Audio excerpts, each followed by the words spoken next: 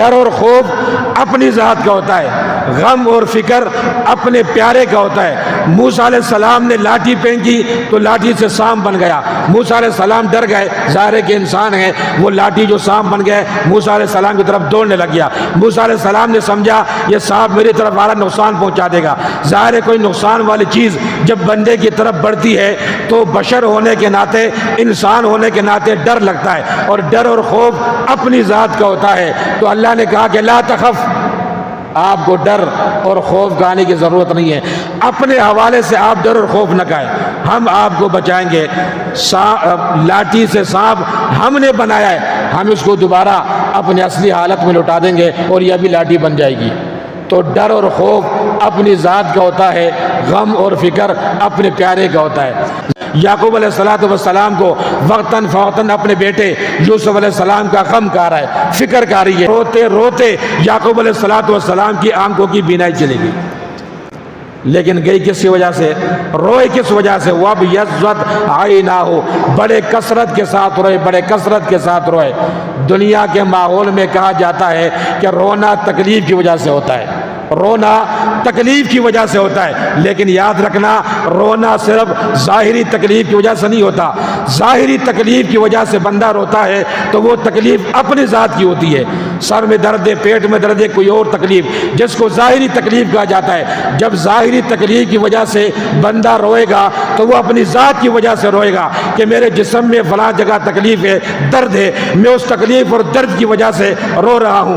یہ اپنے بیٹے یوسف علیہ السلام کی غم اور فکر میں رو رہے ہیں۔ تو یہاں جو فکر اپنے پیارے کا ہے تو قرآن نے یہاں پر خوف نہیں کہا، کیا کہا؟ وَابْيَضَّتْ عَيْنَاهُ مِنَ الْحُزْنِ، یعقوب علیہ السلام اپنے بیٹے یوسف علیہ السلام کی جدائی میں رو رہے ہیں تکلیف کی وجہ سے۔ یہ تکلیف اپنے ظاہری وجہ سے نہیں، من الحزن، اپنے بیٹے کی جدائی کی فکر کی وجہ سے۔ قرآن نے کیا کہا؟ وَأَوْحَيْنَا إِلَىٰ أُمِّ مُوسَىٰ، اللہ نے کہا کہ ہم نے موسیٰ علیہ السلام کی اماں کو یہ الہام کیا کہ جب تک آپ کو یہ راز فاش ہونے کا خدشہ نہ ہو اس وقت تک آپ دودھ پلاتے رہیں، ان ارضعیہ، آپ اس وقت تک دودھ پلاتے رہیں۔ فَإِذَا خِفْتِ، جب تجھے یہ ڈر اور اندیشہ ہو جائے کہ اب جناب یہ میرا یہ راز فاش ہو جائے گا فرعون تک اور اس کے جناب لشکر تک یہ بات پہنچ جائے گی، وزیروں تک اور مشیروں تک کہ جی اس گھر میں تو بیٹا پیدا ہوا ہے، جب یہ خطرہ اور خدشہ تجھے پیدا ہو تو پھر تو نے کیا کرنا ہے؟ فَلْيُلْقِهِ الْيَمُّ، پھر تو نے اپنے اس بیٹے کو صندوق میں رکھ کر دریا کے حوالے کرنا ہے۔ یہ موسیٰ علیہ السلام کو الہام ہو گیا اللہ کی طرف سے۔ اب دو چیزیں ہیں، موسیٰ علیہ السلام کی والدہ نے کہا کہ جی اللہ کی طرف سے الہام اور پیغام تو ہے کہ جناب جب یہ اندیشہ ہو کہ راز فاش ہو جانے لگے گا، صندوق میں رکھ کر کے دریا کے حوالے کر، دریا کے حوالے کرنا تیرا کام ہوگا، حفاظت کرنا میرے کام ہوگا۔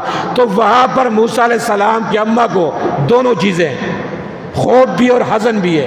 خوف، میں نے جیسے شروع میں کہا، خوف اپنی ذات کا ہوتا ہے، یا موسیٰ علیہ السلام کی اماں کو خوف اپنی ذات کا کیا ہوا؟ اب تک جو راز میں نے چھپایا تھا، اب یہ میرا بچہ اگر سامنے آ گیا اور پتہ چل گیا کہ اس خاتون کا یہ بچہ ہے، اس کے ہاں یہ بیٹا پیدا ہوا ہے، میرا یہ راز فاش ہونے کے بعد فرعون اور اس کا لشکر مجھے زندہ تو نہیں چھوڑیں گے، مجھے بھی قتل کر دیں گے۔ تو یہ خوف اپنے ذات کا ہوا، اور فکر بھی لائق ہوئی کہ جناب میں اپنے بیٹے کو اور پیارے کو دریا کے حوالے کر دوں، پتہ نہیں دریا کے حوالے کرنے کے بعد میرے یہ پیارے کا، میرے لاڈلے کا، میرے بیٹے کا بنے گا کیا؟ تو یہاں دونوں چیزیں آ گئی، خوف بھی آ گیا، فکر بھی آ گئی۔ تو اللہ کے قرآن نے کہا لا تخافی ولا تحزنی،